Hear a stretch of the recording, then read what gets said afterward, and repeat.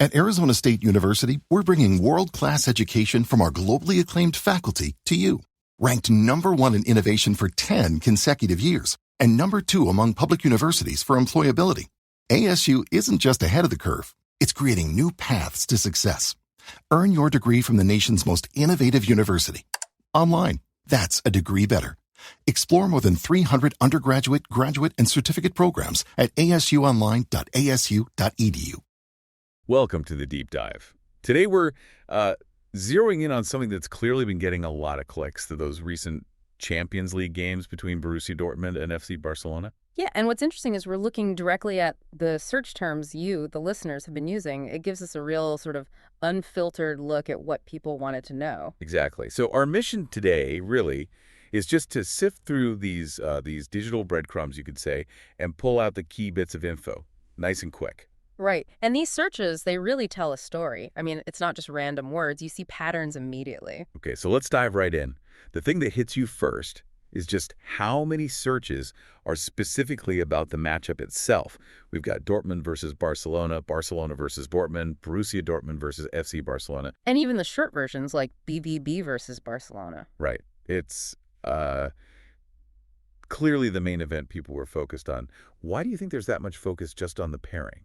Well, it strongly suggests these weren't just, run-of-the-mill group games. Maybe there's a bit of history there. Or perhaps the stakes in the UCL were particularly high for these ones. Or maybe just contrasting styles that make for a good watch. That too, definitely. And the mix of full names and nicknames, Barca, BVB, that suggests, well, it pulled in everyone from the casual viewer to the more dedicated follower. Okay, that makes sense.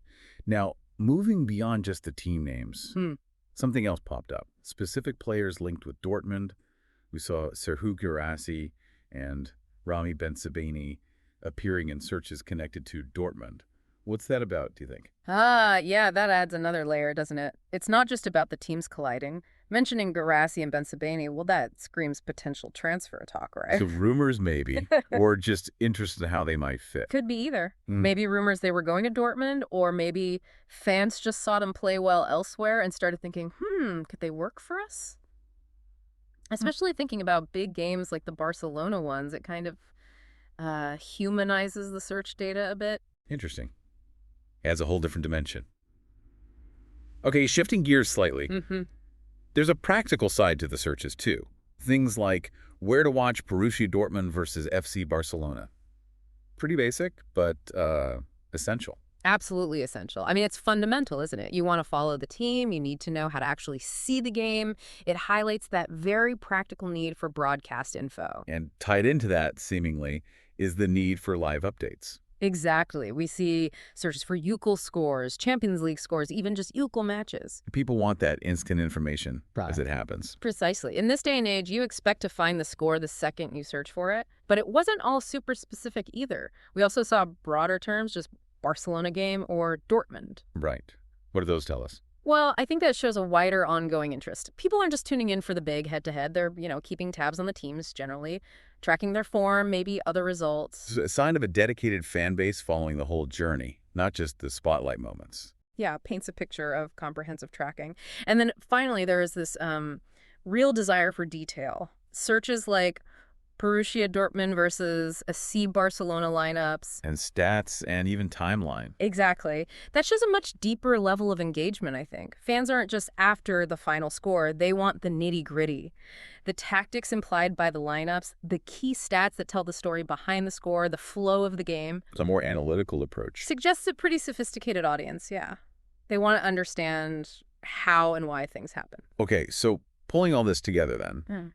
That seems pretty clear. These Dortmund-Barcelona games in the Champions League were obviously a huge focus. People searched directly for the matchup, possibly because of rivalry or high stakes.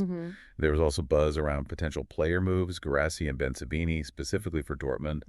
And then the practical stuff, how to watch, getting live scores. And the deep dives into lineups, stats, timelines. Right. So for anyone wanting the quick takeaway on what fans were really locked onto around these games, this is pretty much it. It maps out the core interest quite neatly. Yeah, it really does. And, it kind of makes you wonder, if we took this a step further and looked at, say, social media chatter right after the games, What other stories or key moments would bubble up? What controversies or big talking points did these initial searches sort of lead into?